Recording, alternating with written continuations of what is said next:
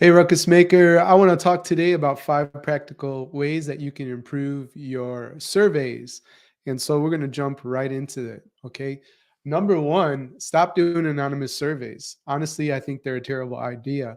I get why schools offer anonymous surveys. You want to uh, have the perceived psychological safety that's needed and the trust and vulnerability, all of that to get the responses. So people feel comfortable to speak their heart.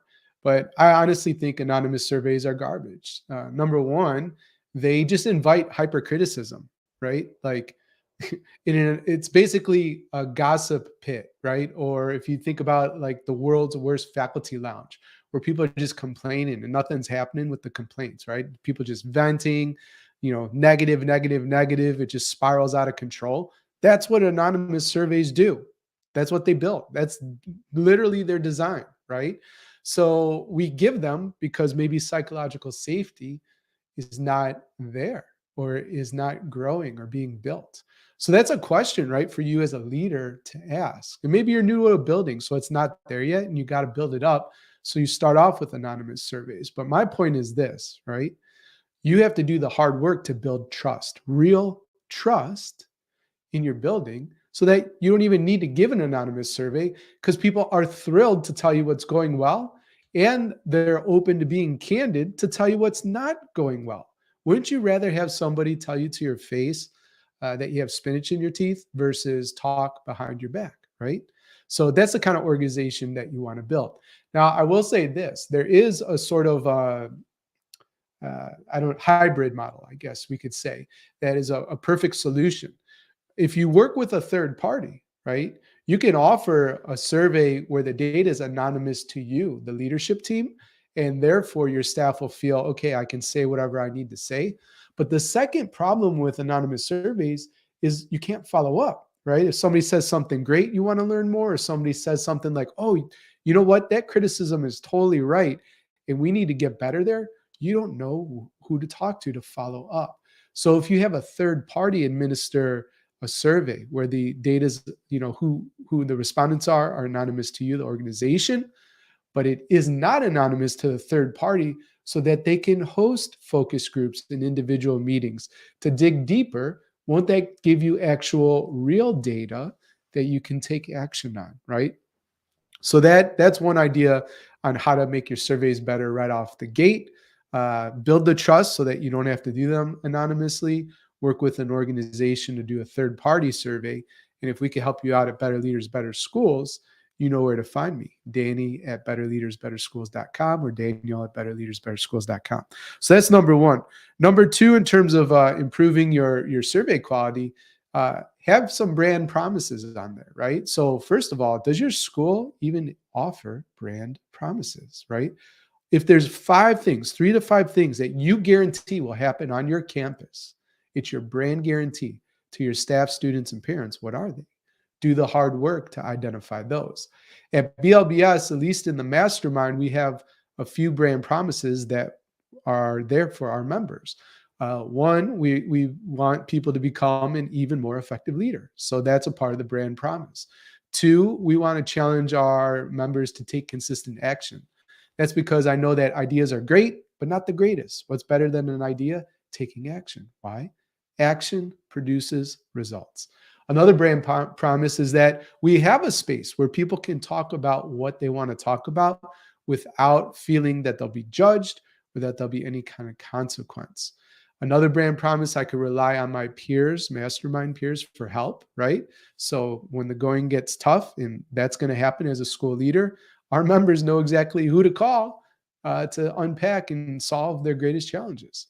And that's pretty much it. Am I missing any? No. So um, those are our brand promises, right? And develop yours for a school so that you can then measure, are you delivering on those brand promises within your community? So that's tip 2. We talked about anonymity. We talked about brand promises. Number 3, consider maybe removing a neutral response, right? So if you're given surveys, right, and we're all familiar with that Likert sort of scale, right? Strongly agree, agree, neutral, disagree, strongly disagree. or you have a 1, 2, 3, 4, 5, right? If you see a lot of people hiding, I would call it hiding, and putting an answer in the middle, a 3 or a neutral, if you get a significant amount of people answering there, just remove it. You want to force people to make a decision, right? Neutral is just like, not wanting to hurt your feelings, but it's not an answer. So you want to know, are you doing better or are you doing worse, right? Is there something that you need to improve? And so that's another way that you can improve your surveys, especially if you see past surveys, there's a lot of 3s, a lot of neutrals. And that's all I have to say about that one. So moving on to number 4, and this gets me to a story of one of our mastermind members named Rachel. She's a principal down in Alabama. And I will say in the description of this video, there's a link to a podcast episode. It's only 4 minutes, 5 minutes long, no longer than that, where Rachel tells her story of how we, the mastermind, helped her create a better survey. And so there's a number of things that happen there. But the one thing that I want to highlight, because I have not even thought of this before myself. And it's just such a brilliant tip. And it shows the power of coming together, building relationships with other innovative, right, ruckus making colleagues that could support you in your leadership journey. So Rachel's like, I want to give a survey, want to see what's going well, where we need to improve. But the honest answer of where she's at in her leadership, the year's been hard. It's been hard for a lot of people, A lot of leaders are thinking, I'm done. I'm not even doing this anymore. Burnt out. I had somebody text me yesterday, I'm burnt out, totally, have nothing left in the tank, right? And so she's like, I don't know that I could face a survey that is all this criticism, all the things going wrong. I need some wins, right? And I need, if there is criticism, stuff that I could actually take action on. So what do I do, mastermind? Guess what they told Rachel? They said, Rachel, design this survey. Let us help you make the questions. And then we want you because here's what most leaders do. They come up with the survey, super excited. They want to improve the building. And what do? They write the email, click send. Here's the innovative thing that the mastermind shared with Rachel. They said, have a staff meeting and frame the type of feedback that you would find most meaningful, right? And say, listen, if you have really tough things to say that aren't solution focused and just, ripping into my character, and that's not actually helpful. I'm not looking for that kind of feedback. What I'm looking for are things that are broken in the school, things that we could actually take action on, things that we could actually improve. I'm here to do that kind of work, right? So by framing the kind of feedback that she found, super meaningful, she got amazing results and is able to really improve her campus. Okay. So that's all I have to say about that one, which makes us come to the last practical way you can improve your surveys. Number 5 is just take action. Too many school leaders, probably not ruckus makers, but the other ones, the play it safe principles. They give a survey, they get the data, they read through it, they ignore, all the truth in it, and then they do nothing. That's the worst mistake you can do, right? You have to be intentional. Know, why are you giving a survey? And most importantly, you got to have a process of taking action based on the survey results. You'll want to amplify the things that are going well and maintain that stuff. And then you're going to want to address the parts where, right, we have broken parts of the system, we have negative feedback, just overall opportunities to get better, right? And often leaders, and this is sort of like a bonus 6 tip, they forget to communicate the plan. So the play it safe principle, they take the survey and they don't do nothing. An average mediocre principal gives the survey, makes a plan, and actually starts taking action on the areas of improvement, but they don't tell anybody. So a ruckus maker, they frame what would be meaningful.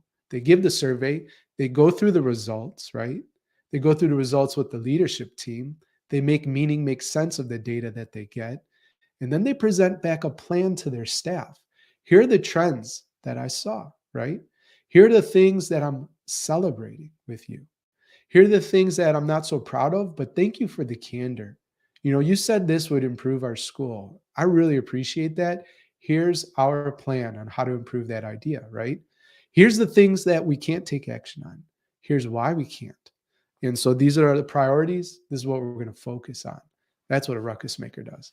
So those are the 5 things that will improve your survey feedback in your school. Just again, question if you really should give anonymous surveys. I dislike them. If we can help you give a third-party survey, let me know. 2, what are your brand promises and measure those. 3, potentially remove neutral, right? The number 3 or the neutral response. 4, tell people what will be helpful in terms of feedback. And 5, make sure you take action. In the bonus tip number 6, review your plan. Let your staff know exactly what you found helpful in the process. Hey, I'm Danny, Chief Ruckus Maker at Better Leaders, Better Schools. If you don't already know, this summer I'm hosting a live event. It's for 50 leaders. It's in Denver. It's July 14th through 16th. If you go to betterleadersbetterschools.com/Denver 2023, you can learn all about it. I'm teaching a brand new framework, which I'm calling the Leadership Optimization Compass. It has 4 parts: mindset, relationships, our physical health and vitality, and then our inner journey, our emotional intelligence and awareness. All right. This event is all about you. And it's only on the Leadership Optimization Compass. We're going very deep on one topic, which is something that's really important to me. Over 2 days, we'll have a handful of sessions, but an abundance of time where you could actually, A, implement the ideas that we teach, and B, network with other school leaders, other ruckus makers that are in attendance. There's space for 50 leaders.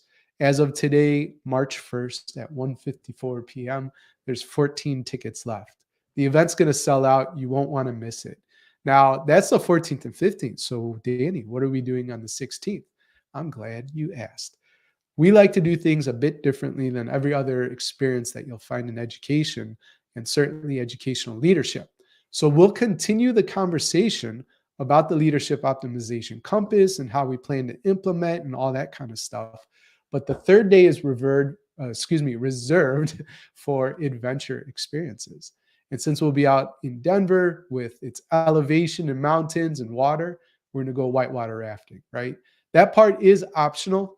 So if you're really not comfortable with it, we're not going to force you, right? But we are encouraging people to do that. You learn a lot about yourself. It's a great way to connect with peers and to explore your leadership in a different kind of setting. So uh, again, go to betterleadersbetterschools.com/Denver 2023 if we could be of service. Now, you know that we believe when you get better, everybody wins. And this might be the opportunity you're looking for to connect in a small setting, intimate setting with 50 other ruckus makers and take your leadership even further next year. All right, that's it. Bye for now and go make a ruckus.